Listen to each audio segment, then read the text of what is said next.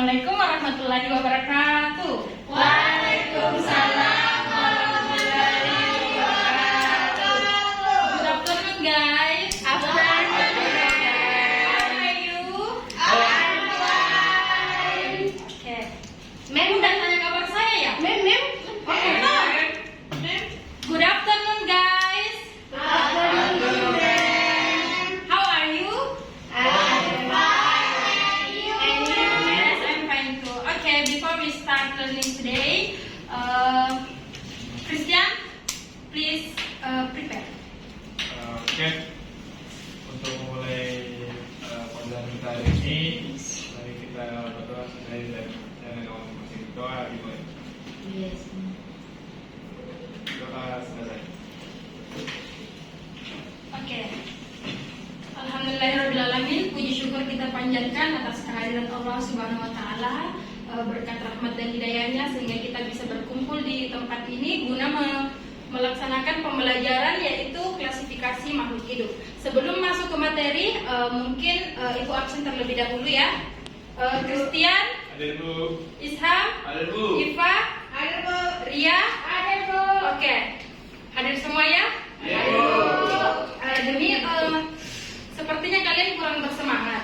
Ibu mau memberikan sedikit motivasi biar kalian semangat belajarnya. Tolong berdiri semua. Kalau ibu bilang tepuk satu, kalian tepuk tangan Satu kali. Kalau ibu bilang tepuk dua, Dua kali. kalau ibu bilang tepuk tiga, begitu seterusnya sampai tepuk lima. Tapi kalau ibu bilang tepuk tangan, jadi kalian harus bertepuk tangan yang sekencang-kencangnya. Oke, paham? Paham. Oke, dimulai.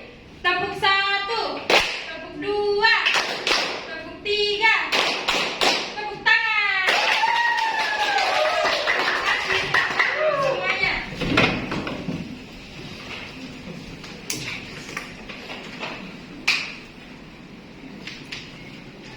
Oke, sebelum baiklah kita aplikasi makhluk hidup. Tujuan pembelajaran dari materi ini yaitu peserta didik mampu membedakan makhluk hidup dengan benda mati berdasarkan karakteristiknya. Oke, next, what is the classification of living things? Ada yang tahu apakah yang dimaksud dengan klasifikasi makhluk hidup? Ya, betul, pengelompokan. Isam, apa? Tahu. Oke, Ibu jelaskan ya. Klasifikasi makhluk hidup yaitu suatu cara mengelompokkan makhluk hidup berdasarkan ciri atau karakteristiknya. Betul sekali. Ada yang tahu tujuan dari mempelajari klasifikasi makhluk hidup? Betul. Apa bahasa kecilnya klasifikasi? Pengelompokan agar kita bisa mudah mengenali makhluk hidup. Lebih dapat membedakan makhluk hidup, mungkin contohnya hewan, tumbuhan dan benda mati seperti itu. Oke, lanjut. Sudah paham sampai di sini? Nah, tolong perhatikan gambar di atas. Which of the following is categorized as living and non-living things? Coba perhatikan gambar di atas, yang manakah yang termasuk benda mati dan yang mana yang termasuk makhluk hidup? Makhluk hidup. Angkat tangan. Iva, yang mana? Yang sebelah kanan, Bu. Yang mana? Yang hewan? Yang hewan, Bu. Kalau yang tidak hidup atau benda mati, mobil, Bu. Ya, betul sekali. Oke, apa alasan Iva menggolongkan bahwa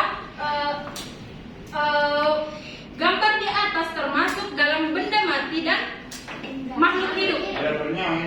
Betul, yang mana yang tidak bernyawa? Mobil. Betul. Tapi bukan lisan ya. Iva, apa Iva? Seperti yang bilang tadi, Sabu, itu kalau mobil termasuk benda mati karena tidak hidup, Bu. Jadi sedangkan yang itu hewan hidup, Ki. Ada yang bisa berikan ciri dan karakteristiknya? Coba apa? Christian. Makhluk hidup itu hidup bisa berkembang. Ya, betul. Mobil bisa berkembang. Tidak, ya, cuma bisa diperbanyak ya. Oke, yuk. Next. The characteristic of living things are first bergerak.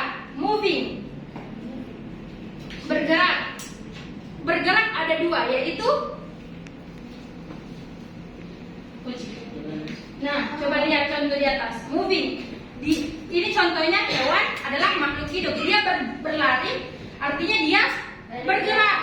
Bergerak itu ada dua, ada aktif, ada pasif. Betul sekali. Yang aktif itu dilakukan oleh makhluk hidup. Contohnya kucing, manusia, hewan. Semua makhluk hidup itu bergerak. Betul? Alat, ada yang tahu apa alat gerak dari makhluk hidup? Kaki. Ya, betul. Tangan. Kalau hewan, pada hewan kaki atau tungkai. Kalau ikan dia bergerak pakai apa? Betul. Kalau kupu-kupu itu termasuk alat gerak. Paham sampai di sini? Ini merupakan karakteristik dari makhluk hidup. Selanjutnya, growing and developing atau tumbuh dan berkembang. Manusia bertumbuh dan berkembang dari mula menjadi janin, dari bayi, balita, remaja, dewasa sampai kakek. Betul. Ya, betul. Dia tumbuh dan berkembang.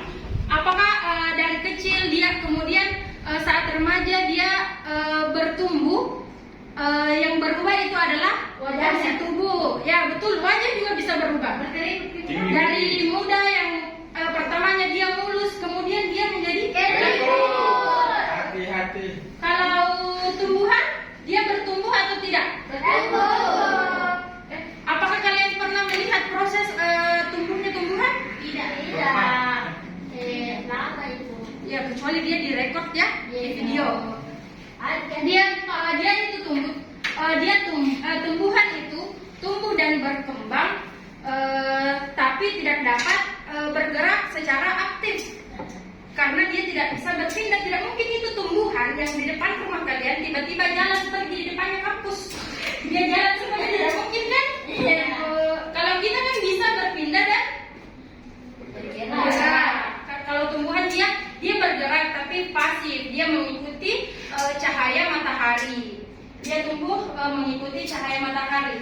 Selanjutnya yaitu ada bereproduksi. Perhatikan gambar di atas, ada ayam dan anak-anaknya. Berarti makhluk hidup itu bereproduksi. Kalau benda mati, batu, pernahkah kalian lihat batu melahirkan? Tidak pernah. Tidak pernah kan? Tapi batu banyak. Kenapa bisa?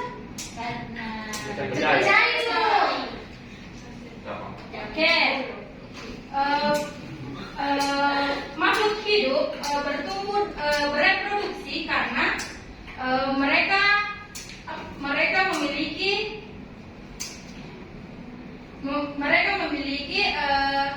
berhak memiliki keturunan seperti juga pada manusia dengan tumbuhan. Tumbuhan juga dapat bereproduksi menghasilkan biji ataupun tunas. Oke, paham sampai di sini? Selanjutnya ada bernafas. Ciri dari makhluk hidup yang paling umumnya itu bernafas.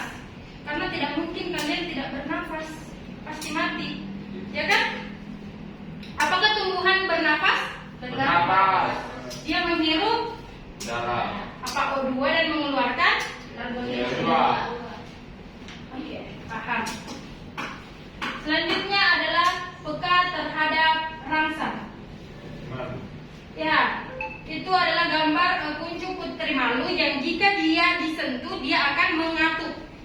Berarti dia peka terhadap rangsang. Contoh, anggaplah botol ini berisi air panas, tiba-tiba kamu pegang, pasti kalian kepanasan kan? Pasti tanganmu juga melepuh. Itu termasuk peka terhadap rangsangan karena makhluk hidup itu memiliki sistem syaraf dan panca indera seperti tadi pada materi sebelumnya yaitu objektifah yang dijelaskan oleh Bapak Christian.